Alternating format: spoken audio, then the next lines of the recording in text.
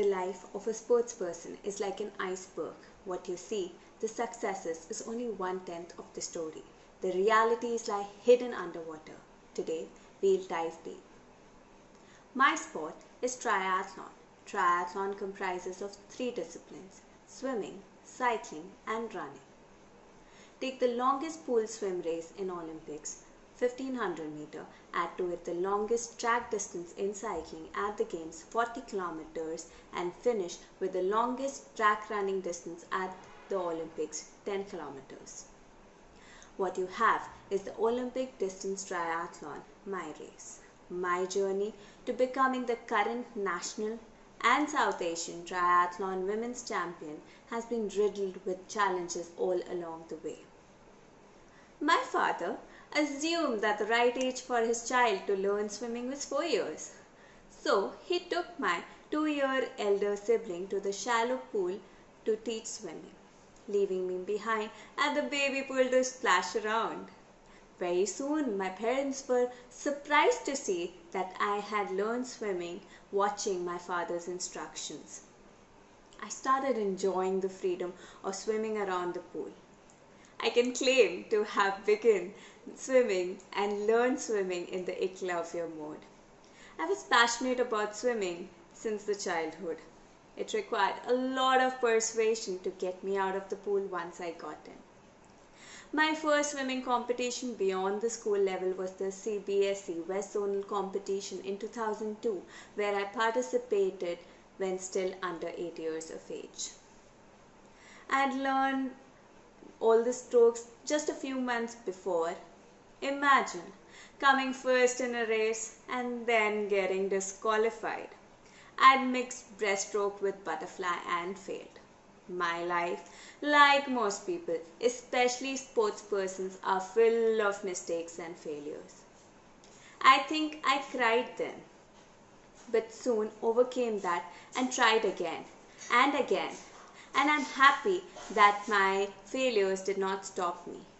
My 128 state championship medals and multiple national championship and international medals earned after that are a proof. It may sound I had an easy ride. No way! It was a series of trials and errors, many more failures than success, tons of frustration. But the motto was simple. If we strive, it's no disgrace. Though we did not win the race, what should you do in that case? Try again. Interestingly, my first national medal isn't in swimming. It is in the martial arts of Taekwondo, and my first earning was through winnings in chess. As an active child, I took up every activity which was offered to me, which was plenty given the endurance that I brought to the table owing to my daily swim training. I got my hands dirty in everything that my school had to offer, be it badminton, table tennis, chess, football, kho-kho, athletics, squash, tennis, and even games which one might deem unsuitable for me owing to my short height, like high jump, long jump, and basketball. All this was finally endorsed many years later by the world chess icon Vishwanathan Anand when he visited my school and said that we need to try or taste different things as if they are laid out in a buffet and decide which tastes good enough to take more. And for me, that was the love for water which I discovered at the age of 2. My schedule for the high school years was to wake up at 4:20 a.m., get ready and leave for the swimming pool, start swimming at 5:30, finish at 7, get ready, come home, have breakfast and rush to catch the bus at 8:10, attend school till 4 p.m., come back home, reach the swimming pool by 5:30, swim till 7, come back home, have dinner, do homework and go to sleep. It may look tedious, but I was enjoying it. I liked it. And to a certain extent, I think it was because of the environment that I had in my home and in my school which helped me progress. This ensured that I won the best swimmer of the state title consecutively for 4 years. In 2004, my brother, a chess player and in no way cut for endurance sports, asked my dad to help him train for the school 7-kilometer run. I decided to jump in as well for the 5-kilometer race for girls. Both of us finished second in our events. More importantly, I felt good running. It was the start of my running journey. Gradually, I started running the local 5-8 kilometer races and getting some podiums.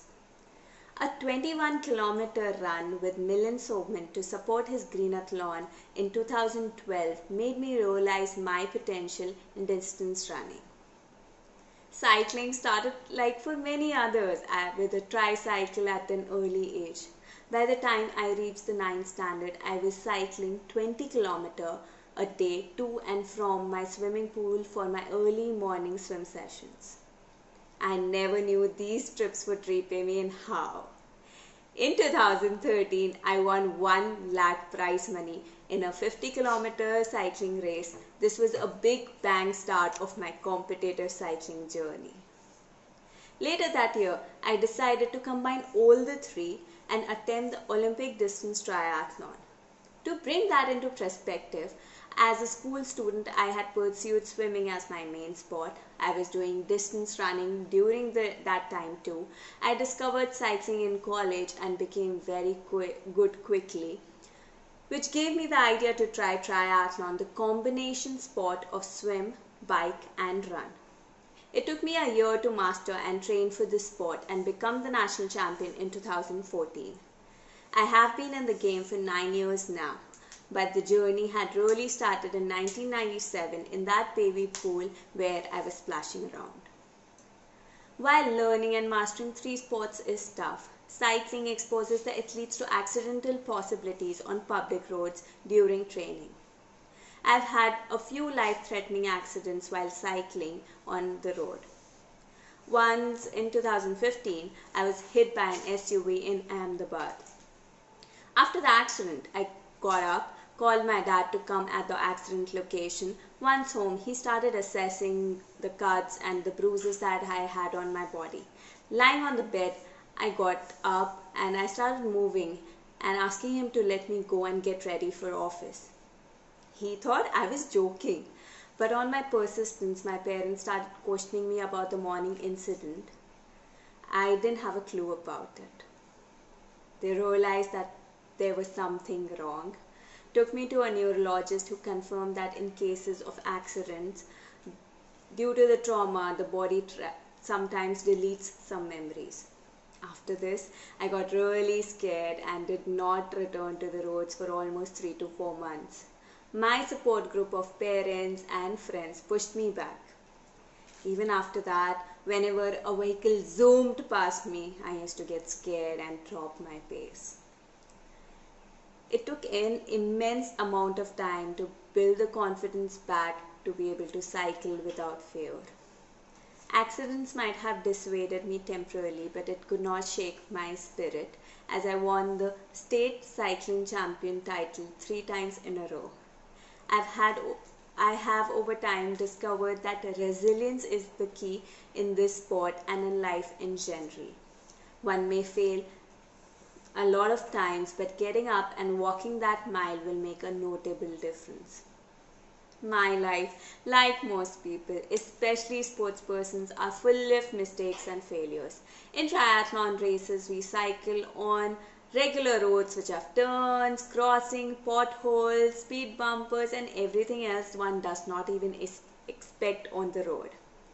In the cycling leg, because of the high speed and the focus of remaining ahead, triathletes often make mistakes and go the wrong way.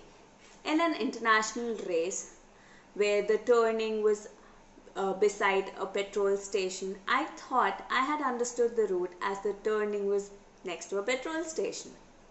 During the race, when I reached the turn, the petrol station did not look like the ones that I was used to in my city. I wavered and went straight the wrong way. It was a disappointment, but a lesson to take the preparatory seriously. A couple of elite cyclists and triathletes are fatally knocked off the roads every year somewhere in the world. The sport has its share of lurking dangers.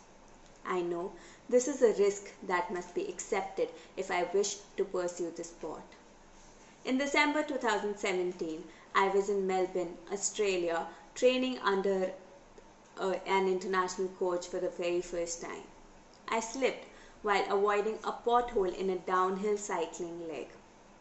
I went unconscious, woke up in the hospitals with injuries all over the body, including a broken thumb.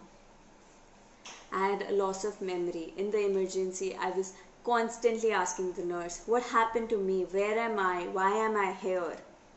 Till date, I don't remember the accident or the post 8 to 9 hours.